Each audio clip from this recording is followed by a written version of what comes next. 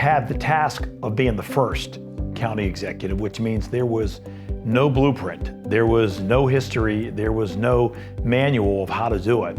So I think his biggest accomplishment was getting the new government up and running because no one did it before. Each one of us that became county executive or county council people, we all sort of took that beginning piece of what Jim did and we built off it.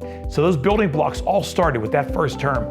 And Jim, no matter what he's done in his life, from the board seats to being the county executive, being the first one is what he's going to be remembered for and how he handled himself in those 4 years. I think that Mr. Roddey's biggest example of leadership for me and for others is the temperance, the balance, the ability to see different perspectives while keeping his own principles intact.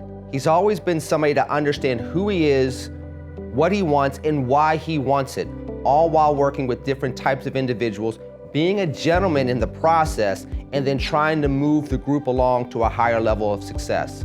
Jim is a person who shows up. He's not afraid to speak the truth. He's not afraid to show a clarity of vision and purpose. No matter what the surrounding political environment might be, the surrounding business environment, he has the courage of his convictions as a man of integrity and decency and honor. And those things are increasingly rare in our society. And his voice on so many issues has been the defining one for me and for many other people who are looking for that kind of leadership. I think there's a lot of similarities between Mo and Jim. They were both creative, both incredibly nice guys with good sense of humors. They embraced challenge. They knew everybody in the world. Jim still knows everybody in the world. He does not have a pretentious bone in his body. He knows a lot of people. He's always willing to make introductions. He's always got time for people, whether he's just met them or known them his whole life.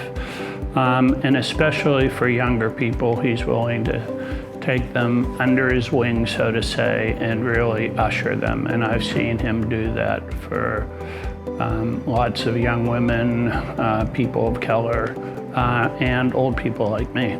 He's the best. I think the number one thing I'd like to say about Mr. Roddey is that he has been a leader and an influence over generations. And that is when you start talking about legacy. Legacy is not just what you do in a popular moment, it's what you do to impact a region and a people over generations. And he's been very successful at doing that, and kudos to him for his success.